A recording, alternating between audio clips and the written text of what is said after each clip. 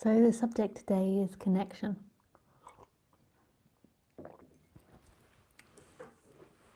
I like putting these titles in because then it gives me like a starting, something to start with. So what is connection?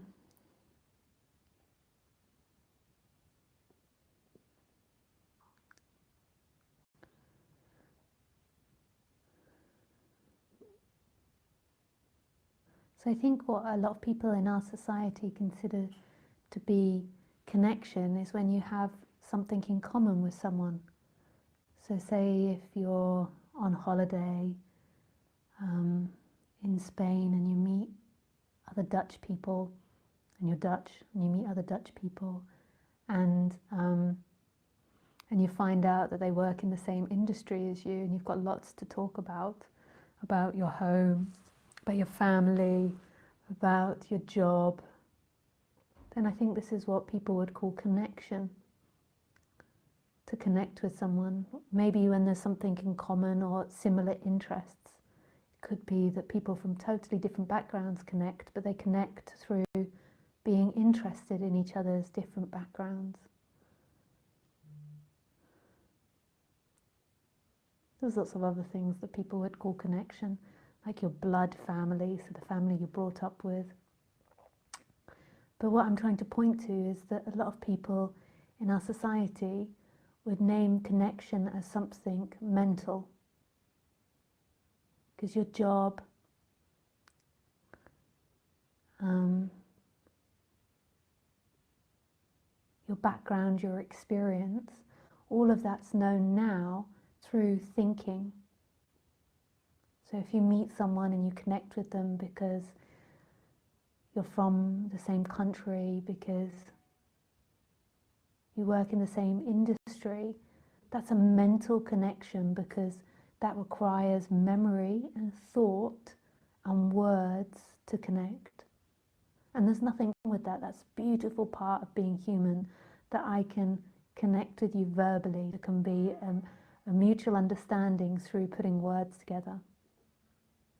And that's one form of connection. But there's another form of connection which most people have forgotten. And it sits there silently, but the focus is on words, thinking, activity, and things. But there's another form of connection. And that connection is, I suppose, what traditional Advaita teachers would teach, is consciousness. It's the empty looking. It's beautiful.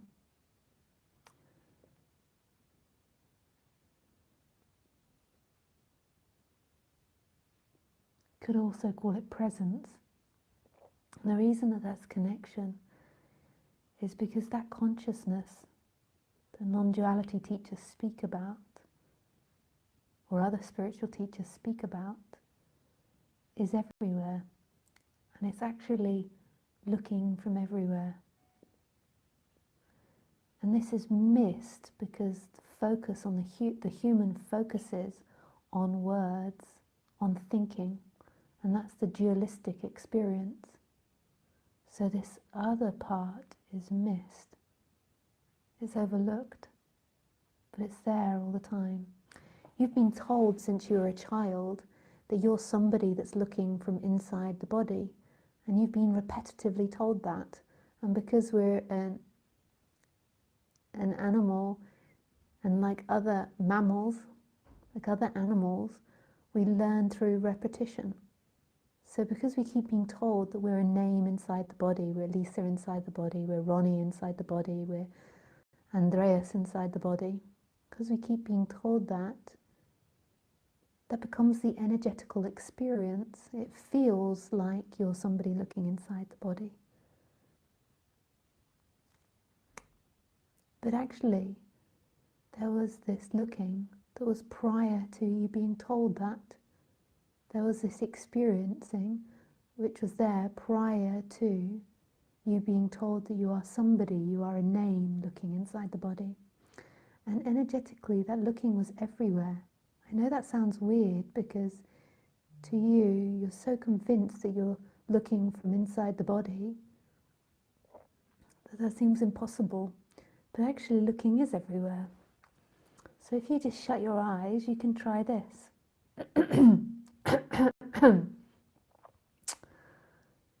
I'm very phlegmy the last couple of days. I've just come back to France and I think it's 90% humidity. We're just kind of like basically in a cloud at the moment because it's in the hills. So it makes me a little bit like a phlegmy, like runny nose, all that. So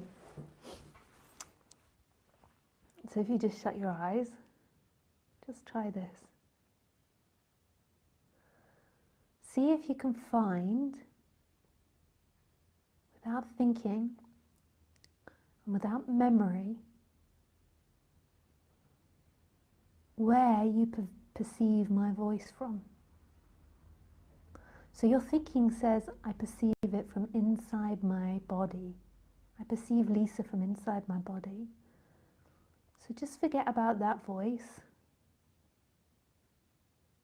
See if you can find where this person is that perceives the sound of my voice, or where this perceiving is located in the direct experience. So obviously I'm stopping speaking now, so you can listen to the click of the clock, the tick of the clock. But where is the perceiver of the sound in the direct experience? See if you can actually find it with your hand, like place your hand on where the perceiver is.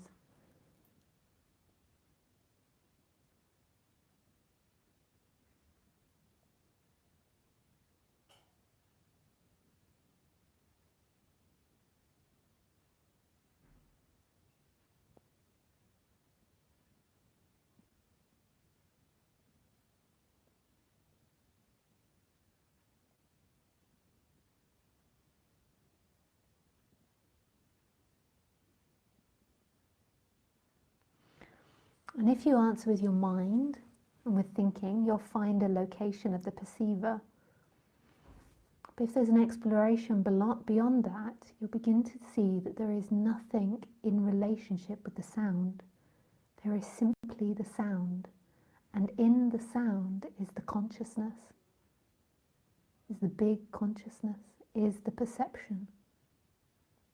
There's not something, someone listening to the sound. There is simply sound happening. And in that sound is the consciousness. And this is true connection. Realizing that there is no inside or outside reality. This is one experience. This is consciousness experiencing itself as many. It's oneness experiencing itself as many.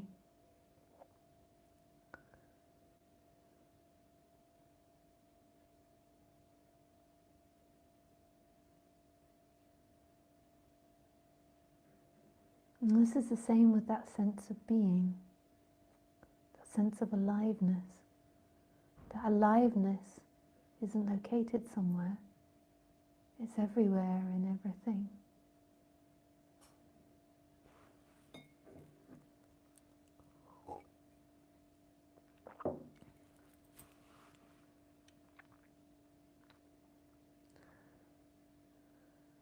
So this is happening all the time, that this experience isn't divided. Everywhere you go, everything that happens isn't happening to you. It's not happening to someone. That someone that you believe you are is appearing in it. It's not experiencing it. But everywhere you go as that consciousness, everything is that consciousness. There is no separation. There isn't somebody experiencing. There is consciousness everywhere. So in one way you could say it's like life walking inside itself. but looking at itself from inside the dream. So everything you see, everything you hear, everything you feel is the experiencer.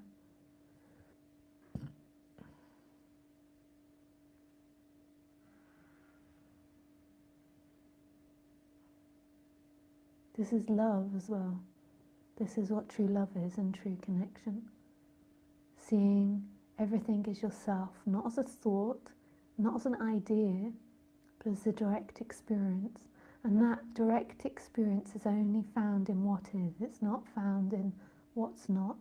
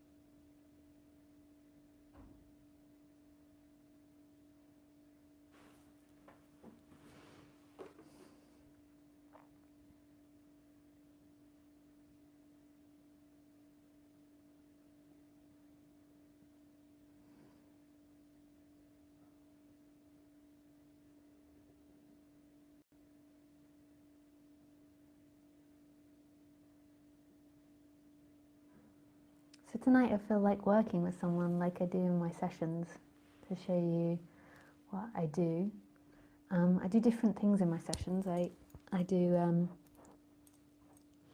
sometimes do sitting with people and like a meditation, like I talk them through sensation and through what's actually happening rather than what they imagine's happening, which is wholeness. And then the other thing that I do in sessions, which is what I want to do today, is I explore a dynamic with someone.